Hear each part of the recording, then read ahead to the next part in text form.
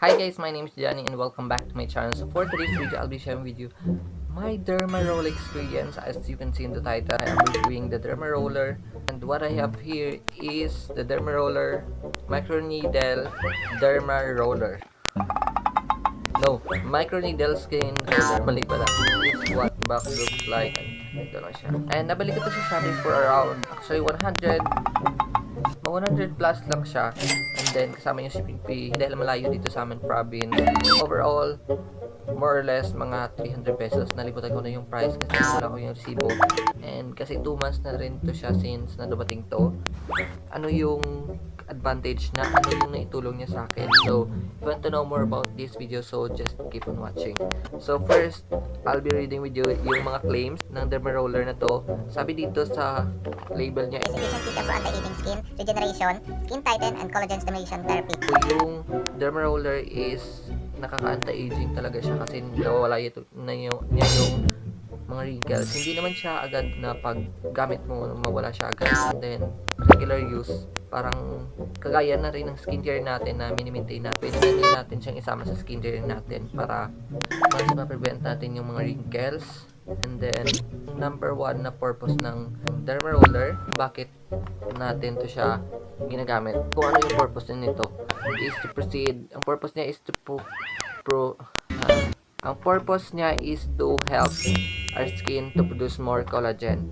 And then, kapag ginagamit natin siya is nag-stimulate or nagbigay ng signal yung skin natin sa brain natin na mag-produce ng collagen. Kaya, kung babalik sa dati yung skin condition natin, is only for personal use. Don't share with other person. Disposable siya.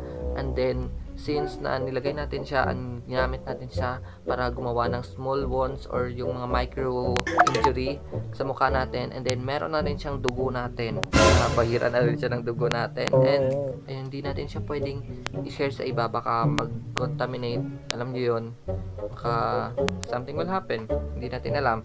Skin with wound should not use this roller. Yes, yung mga active wounds or yung mga yung mga sugat talaga produced by mga chicken pox, ganon, yung mga active acne, hindi siya pwedeng gamitan nito, lalong-lalo niya yung acne na sobrang busog na busog, kasi pag pinadaanan natin ng derma roller yon and then pumutok, yung bacteria is hindi lang sa labas kakalat, kundi pati doon sa mga veins natin sa loob, and then magpuproduce ng another pimples.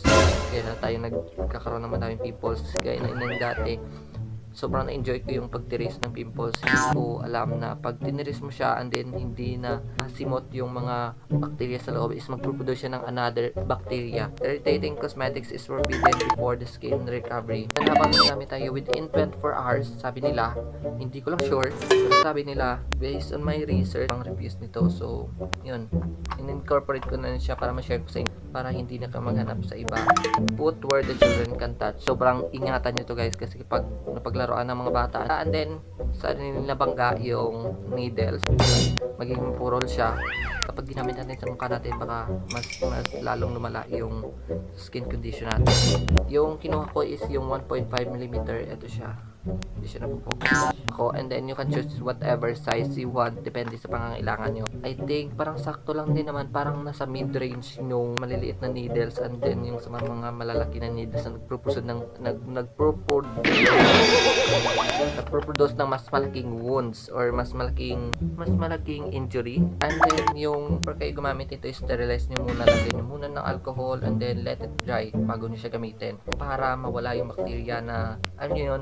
Pag ginamit nyo siya ngayon na merong mga dugo, merong mga bacteria, and after that spray nyo na agad para ma-sterilize, mapatay yung bacteria, and then before nyo gamitin ulit, sterilize ulit para mas hygienic. After this is gumamit kayo ng mga vitamin C serum para mas ma-stimulate or mas matulungan yung skin natin na mag-produce ng better na collagen, para mas ma-restore yung skin condition natin, mas ma-restore siya sa dati na condition niya. After yung mag-apply ng serum, after mga siguro mga 24 hours, i-continue nyo na ulit yung paggamit ng skincare nyo. Kapit na natin siya. Pakita ko sa inyo yung laman. Then, meron siya sa loob nito. Nakasilid pa siya sa plastic, so hindi ko talaga siya minawala kasi para mas hygienic, hindi siya mapasukan ng alikabok. Then, nakalagay pa siya sa isang container. Mas safe. Paggamit nito guys is isang paganyan, parang asterisk siya, ganon.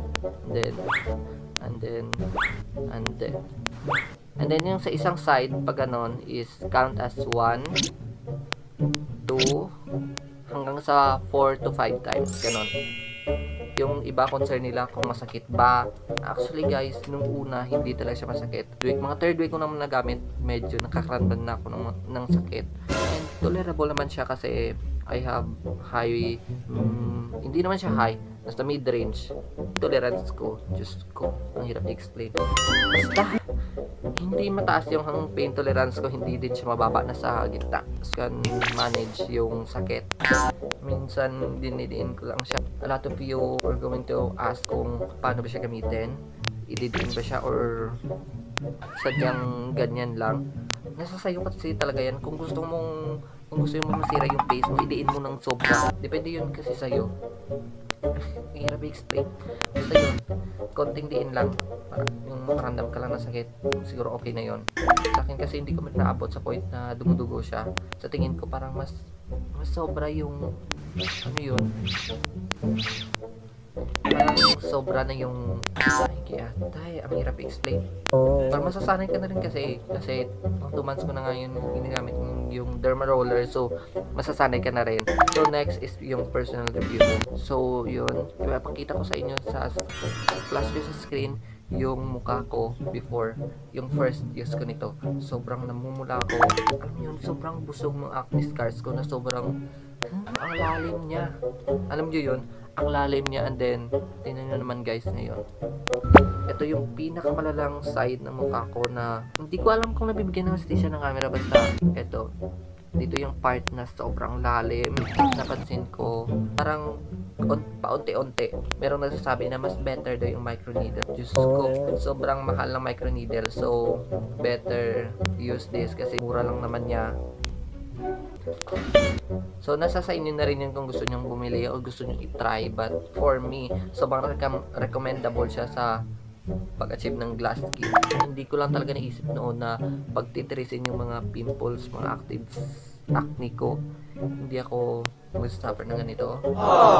Siya ng pagtaas ng self-confidence mo kasi every now and then pag magamit ka nito is parang nafe-feel mo na bumababaw yung mga acne scars mo. Kasi upon using this, syempre namamaga yung mukha mo, magpupula talaga yan. Pupula ng hindi naman siya masyadong pulang-pula talaga. Hindi kagaya ng microneedle na dumudugo talaga.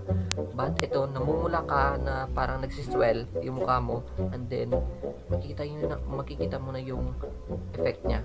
Ayun, yung downtime niya is around mga 12 hours na siguro. Minsan nga parang mga 6 hours nawawala na siya. Ano yun? Parang binanid ka lang and then namula. And then after that, wala na. Back to normal. So I hope nakatulong ako sa inyo sa pag-decide kung bibilhin nyo ba talaga to. And nasa sa inyo naman talaga yan. Kung gumana sa akin at hindi gumana sa inyo, so hindi ko nakasalanan yun kasi iba't ibang skin type naman tayo. I hope it helps a lot pa rin sa mga nagbabalak na bumili ng derma roller. Yun, thank you so much for watching this video. Don't forget to like, comment, and subscribe. And don't forget also to follow on all my social media accounts. Facebook page, Instagram, Twitter, and TikTok at JohnyyyTV. So, guys, see you in my next one. Bye bye. Stay humble, stay safe, stay hydrated. Bye!